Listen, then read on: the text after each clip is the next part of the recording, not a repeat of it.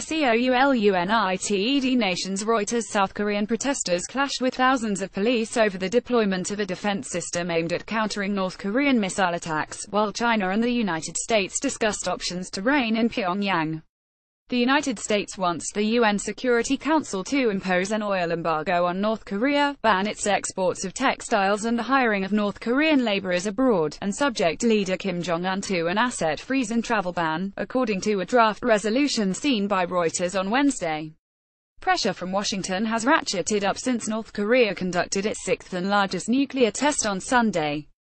That test, along with a series of missile launches, showed Pyongyang was close to achieving its goal of developing a powerful nuclear weapon that could reach the United States.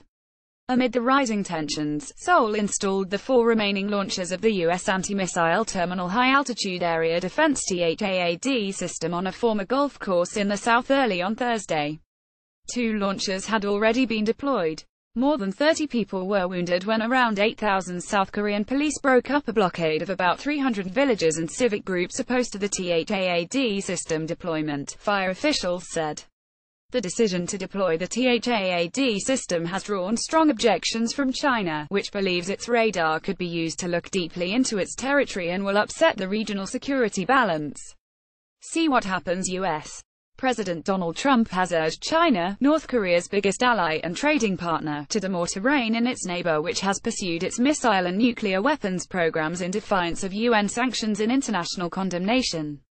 U.S. Treasury Secretary Steve Mnuchin said he had an executive order ready for Trump to sign that would impose sanctions on any country that trades with Pyongyang if the United Nations does not put additional sanctions on North Korea.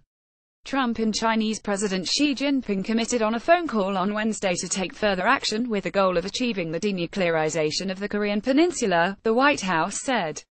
President Xi would like to do something. We'll see whether or not he can do it.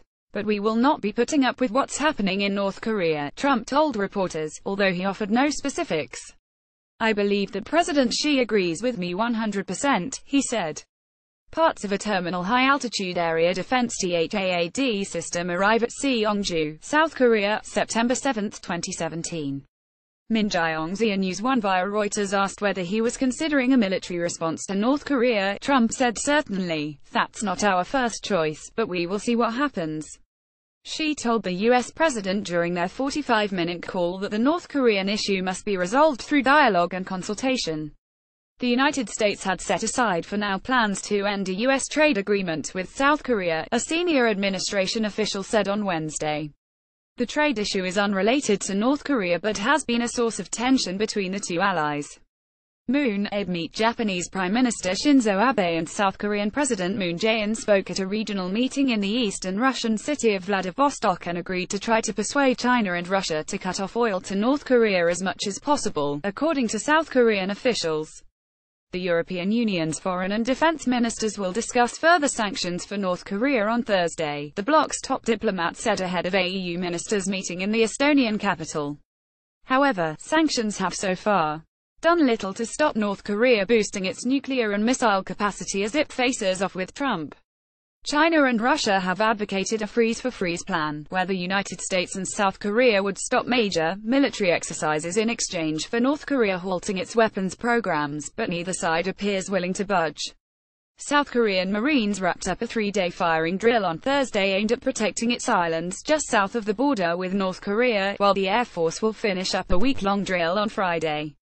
North Korea says it needs to develop its weapons to defend itself against what it sees as U.S. aggression. South Korea and the United States are technically still at war with North Korea after the 195,053 Korean conflict ended with a truce, not a peace treaty. For a graphic on nuclear North Korea, click here. Additional reporting by So Young Kim in Seoul, Michael Martina in Beijing, Steve Holland, Eric Walsh, Jeff Mason and Jim Oliphant in Washington and Gabriela Bachinska, Robin Emmett and David Mardist in Tallinn. Writing by Lincoln Feast, editing by Paul Tate and Nick McPhee. Our standards to Thomson Reuters Trust Principles.